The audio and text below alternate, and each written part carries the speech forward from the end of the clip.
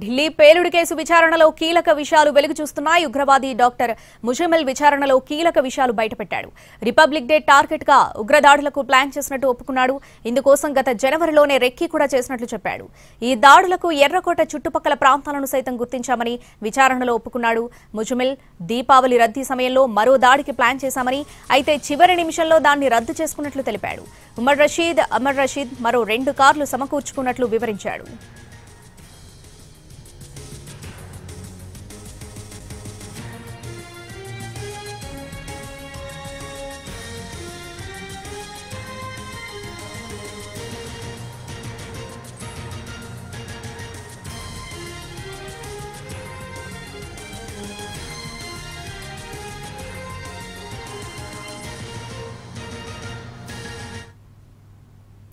ఢిల్లీ పేలుడు కేసు విచారణలో కీలక విషయాలు వెలుగు చూస్తున్నాయి. దీనికి సంబంధించి పూర్తి అప్డేట్స్ మా ప్రతినిధి రాజు ఢిల్లీ నుంచి లైవ్ లో అందిస్తారు. రాజు, ఎటువంటి కీలక విషయాలు బయటకు వస్తున్నాయి?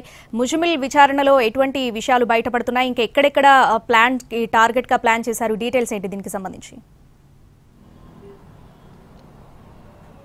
శ్రావణి, నిజంగా అంటే ఎప్పుడైతే ఎన్ఐఏ రంగంలోకి దిగింది, మరోవైపు జమ్మూ కాశ్మీర్ పోలీస్, ఢిల్లీ పోలీస్ అందరూ కూడా సంయుక్తంగా దర్యాప్తు కొనసాగిస్తూనే ఉన్నారు. ఇందులో పలు భయంకరమైనటువంటి నిజాలు బయటపడుతున్నాయని చెప్పుకోవచ్చు. ఎందుకంటే ఏకంగా పెద్ద ఎత్తున దేశ రాజధానిలో పేలుళ్లకు కుట్ర పన్నినట్టుగా తెలుస్తుంది. అది కూడా రానున్నటువంటి రిపబ్లిక్ డే సందర్భంగా, అంటే జనవరి 26వ తేదీన ఢిల్లీలో ఎర్రకోటతో పాటు మరికొన్ని ప్రాంతాల్లో ఈ పేలుళ్లకు ప్రయత్నాలు మొదలయ్యాయి. అందులో భాగంగానే పెద్ద ఎత్తున ఈ ఏదైతే పేలుళ్లకు సంబంధించినటువంటి సామాగ్రిని మొత్తం కూడా వాళ్ళు రెడీ చేసుకుంటున్నారు. అందులో భాగంగానే ఢిల్లీకి అతి దగ్గరగా ఉన్నటువంటి ప్రాంతం, అంటే రాష్ట్రం వేరైనా నిజానికి చెప్పాలంటే ఢిల్లీకి అత్యంత దగ్గరగా ఉందనుకోవచ్చు, హర్యానాలో ఉన్నటువంటి ఫరీదాబాద్లోనే ఈ డంపును పెద్ద ఎత్తున దాచిపెట్టారు. సో మెల్లిమెల్లిగా అది జనవరి 26 నాటికి ఢిల్లీకి తీసుకురావాలి, ఢిల్లీలో భారీ పేలుళ్లకు ప్లాన్ చేయాలనేది వాళ్ళ మొదటి ప్రణాళిక. అయితే ఎప్పుడైతే ముజ్మిల్తో పాటు అంతకుముందే అరెస్ట్ అయినటువంటి అహ్మద్ ఉన్నాడో, ఆ తర్వాత పలు కీలక విషయాలు వెలుగులోకి వచ్చాయి. వీళ్ళందరూ కూడా టెలిగ్రామ్ ఛానల్ ద్వారా అందరూ ఒకటయ్యారు. సో ఎవరైతే ఈ ఉగ్రవాదానికి ఆకర్షితులై అటు పాక్ ప్రేరేపిత ఉగ్రవాదాని కోసం పనిచేసేందుకు సిద్ధమయ్యారో వీళ్ళందరూ ఒక గ్రూప్గా ఏర్పడమే కాకుండా ఇందులో ఎక్కువగా హెల్త్ డిపార్ట్మెంట్ వాళ్ళే, అది కూడా డాక్టర్లే ఉన్నారు. సో డాక్టర్లే టెర్రరిస్టులుగా మారినటువంటి పరిస్థితి కనిపిస్తుంది.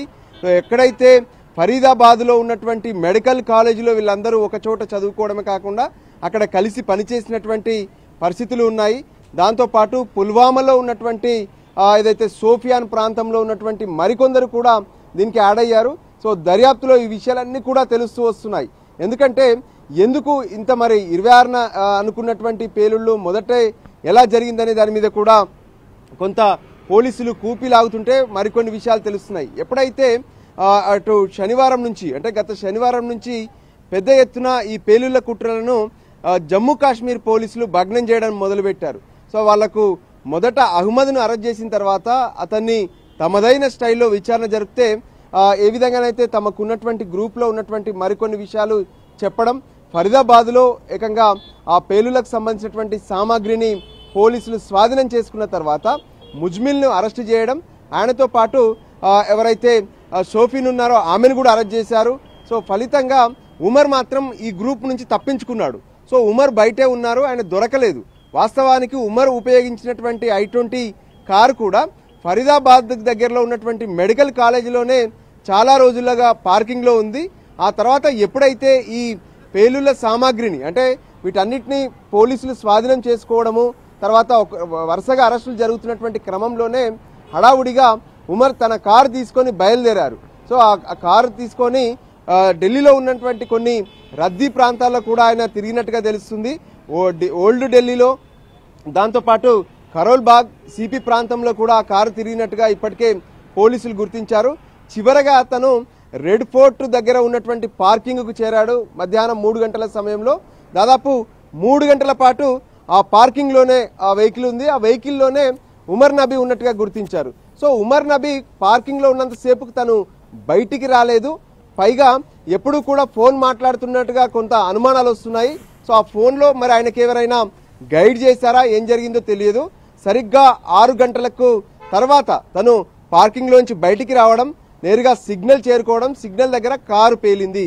సో దీని వెనక ఖచ్చితంగా జైషే మహమ్మద్కి సంబంధించినటువంటి ఉగ్రవాద సంస్థ ఉందనేది ప్రాథమికంగా అందుతున్నటువంటి సమాచారం.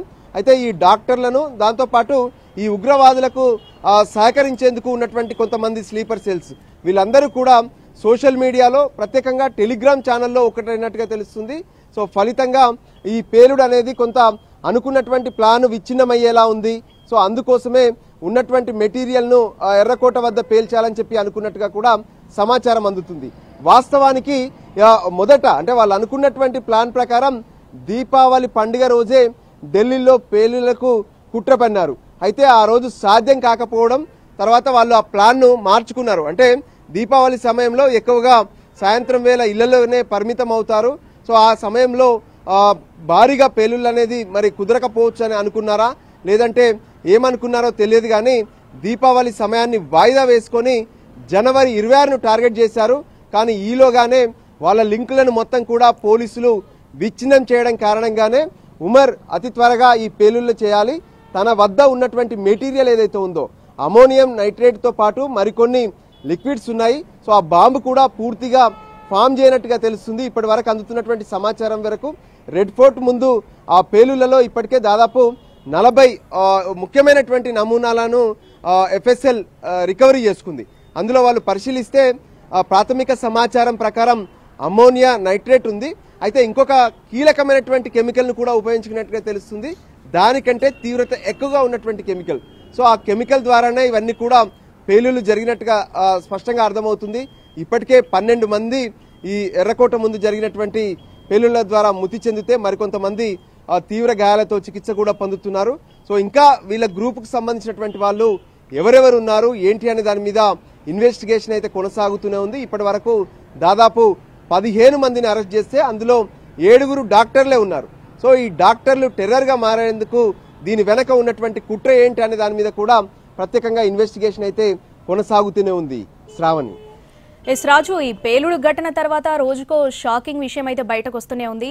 సో ఇప్పటి వరకు ఒక 500 మందిని విచారించినట్టుగా తెలుస్తుంది. అంటే వీళ్ళ విచారణలో ఎటువంటి కీలక విషయాలు బయటపడుతున్నాయి, ఎక్కడెక్కడ లింకులు బయటపడుతున్నాయి, ఏ ఏ సంస్థలతో వీళ్లకు సంబంధాలు ఉన్నట్టుగా తెలుస్తుంది? ఎస్, ఖచ్చితంగా ఎప్పుడైతే ఈ ఘటన జరిగిందో, అంటే నిజానికి చెప్పాలంటే ఎర్రకోట ముందు పేలుళ్ళ జరగడానికంటే ముందే దేశంలో దీనికి సంబంధించినటువంటి అప్రమత్తత అనేది మనకు కనిపించింది.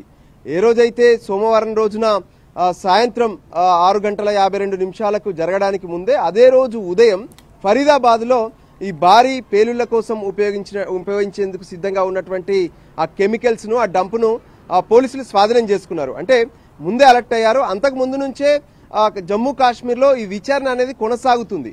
మొదట అహ్మద్ని ఎప్పుడైతే అరెస్ట్ చేశారో అహ్మద్ ద్వారానే ఈ ఉగ్రవాదులకు సంబంధించినటువంటి లింక్స్ అన్ని కూడా బయటపడ్డాయి. సో దానికి అనుగుణంగానే ఆ విచారణ కొనసాగుతున్నటువంటి క్రమంలో జమ్మూ కాశ్మీర్తో పాటు హర్యానాలో ఉన్నటువంటి ఫరీదాబాద్ యూనివర్సిటీ, మరోవైపు ఢిల్లీలో కూడా దీనికి సంబంధించి పెద్ద ఎత్తున విచారణ జరుపుతూనే ఉన్నారు ఢిల్లీ పోలీసులు, జమ్మూ కాశ్మీర్ పోలీసులు, మరోవైపు NIA. ఇప్పటికే దాదాపు 500 మందికి పైగా విచారిస్తే అందులో కొంతమంది అనుమానితులను కూడా అరెస్ట్ చేశారు. మరోవైపు ఎక్కడెక్కడ ఈ వెహికల్ ఉంది, ఎక్కడెక్కడ వీళ్ళు తలదాచుకున్నారు, వీళ్ళు కిరాయికి తీసుకున్నటువంటి ఇళ్లను డంపింగ్ ప్లేసెస్ గా ఎలా మార్చుకున్నారనేటువంటి దాని మీద ప్రధానంగా ఫోకస్ పెట్టినట్టుగా తెలుస్తుంది. Right Raju, thanks for the updates.